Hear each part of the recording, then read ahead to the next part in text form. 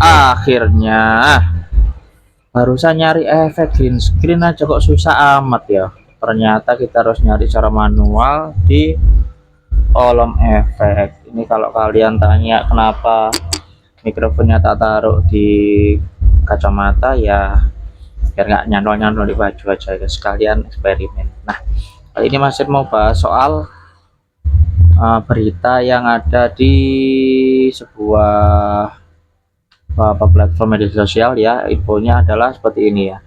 It says geser Miss Hilkers jadi pemain Indonesia dengan nilai pasar termahal. Di sini ditulis Jai naik jadi 130, berapa ini, 36 miliar, sementara Miss turun jadi 112 M. Dan tentu saja kita senang sebagai penggemar sepak bola, senang dengan naiknya karir dari kapten kita ini Jaises, dan meskipun kita agak menyayangkan turunnya nilai pasar dari Miss Hilkers,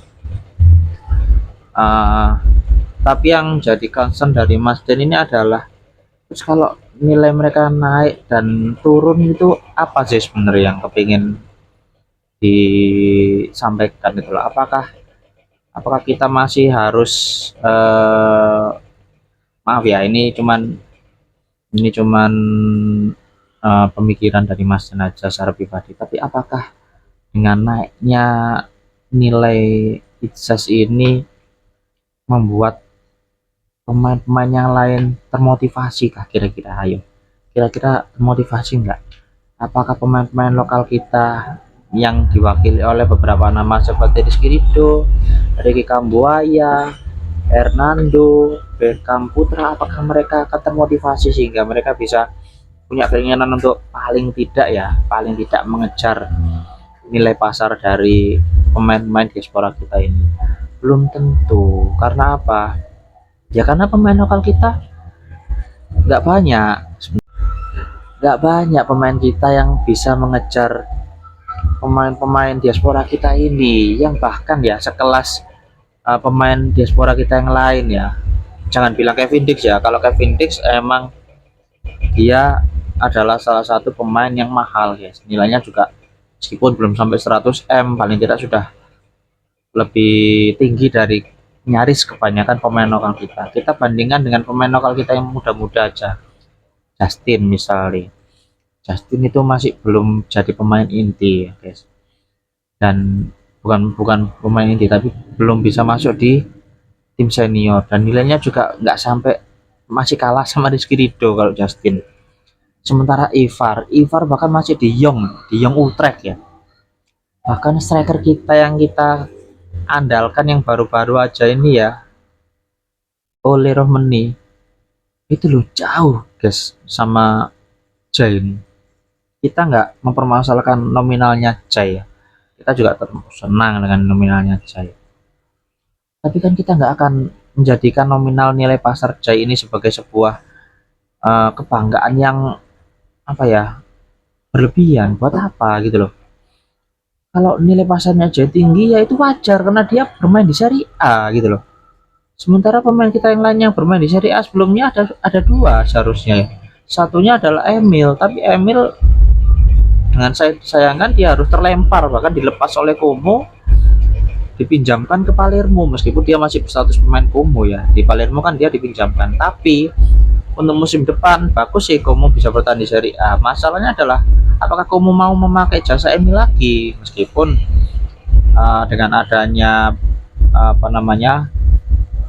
pensiunnya PP Reina kan, itu aja ya, sorry itu sih bahwa kualitasnya Emil, bahkan ada yang bilang, ya, bukan Mas yang bilang, kalah sama PP Reina, pemain yang barusan kemarin pensiun gitu.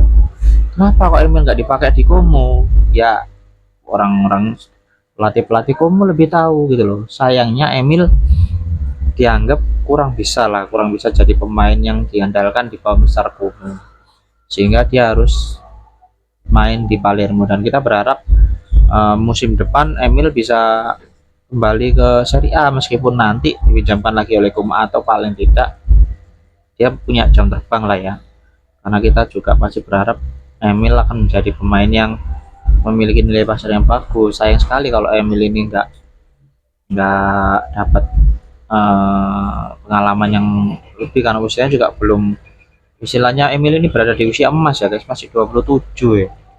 27 ini usia emas, belum lagi yang lain, pemain-pemain yang lain, misalnya di sektor apa namanya gelandang kita ada Tom Hai. Tom Hai ini bahkan turun terus dia dasar.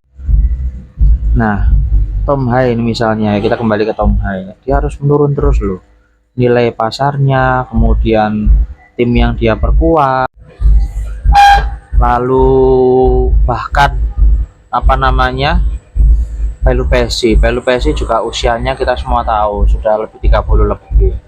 Jadi dua gelandang kita ini sebenarnya kritis loh guys. Kalau Nathan ya nggak tahu lah, bukannya dia cari klub lain malah dia memperpanjang kontrak di Swansea ya. Bukannya kita nggak suka dia memperpanjang kontrak di Swansea, tapi kan di Swansea dia nggak dapat apa-apa loh guys. Nggak pernah main bergabung dengan usia 21 loh, usianya dia sudah 23 lebih, tapi dia masih main di U21 ya. Gajinya oke lah katanya sih, dia bertahan di Swansea karena gajinya tinggi, ya nggak apa-apa ya, itu haknya dia kan. Tapi kan ya nggak bisa komen lah untuk Nathan.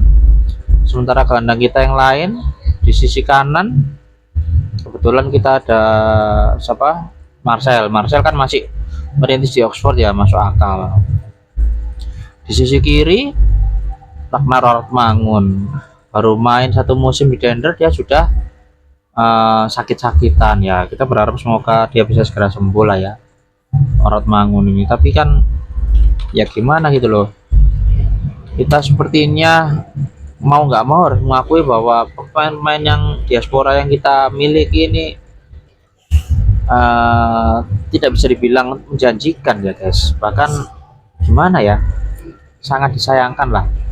Jadi sebenarnya banyak sekali pemain-pemain diaspora yang menurun gitu loh secara nilai pasar, dan yang naik ini ya nggak semuanya, tapi ada Dean James naik, Kevin naik, kemudian Jai naik, dan harusnya dengan naiknya nilai pasar ini bisa memotivasi pemain-pemain kita yang lain, baik yang masuk timnas maupun yang bukan. Tapi masalahnya kita nggak tahu apakah motivasi mereka ini terpacu atau tidak gitu loh. Jadi sebenarnya yang diberitakan sama media-media ini untuk apa? Apakah hanya untuk menunjukkan bahwa kita punya pemain kita punya nilai pasar yang tinggi, sementara lawan Jepang aja kayak gitu, sangat disayangkan. Buat apa sih gitu loh? Apa yang dibangga-banggakan gitu loh. Bukan berarti kita nggak menghargai mereka ya, cuman kan lawan Jepang 0-4 dan 0-6, lawan Australia 1-5.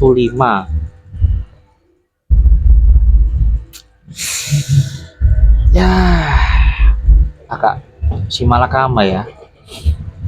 Bukan berarti kita nggak menghargai, bukan berarti Mas nggak menghargai usaha pemain-pemain nasional kita, tapi kan ya stop lah, media kita juga suka ngasih berita yang nggak berfaedah sih kalau Mas bilang ya, menunjukkan nilai pasar yang tinggi.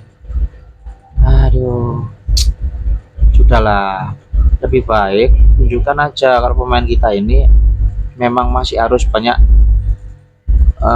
hal yang harus ditingkatkan, PR-nya masih banyak, kemampuan juga masih banyak yang harus ditingkatkan lagi, kegigihan juga. Kita kepengen banyak JICS lain, baik secara nilai pasar maupun keuletan lah. Kalau kita tahu lah, JICS ini pun bukan pemain kelas 1, harus kita akui itu. JICS ini bukan pemain kelas 1, mainnya di Venezia. Kalau banyak pemain-pemain yang lain terpacu dengan nilai pasar yang tinggi tapi kualitas di lapangannya tidak sesuai, kan juga gimana ya. Ya harapan Mas ini semoga pemain-pemain kita juga bukan hanya nilai pasarnya aja yang naik, tapi juga kemampuan, skill, dan sumbangsinya untuk negara ini agar bisa membantu meloloskan timnas masuk ke Piala Dunia. Amin, amin, amin. Oke, itu aja dari Mas Den. Komen kalau kalian punya pandangan lagi. See you in the next post. Mas Den out.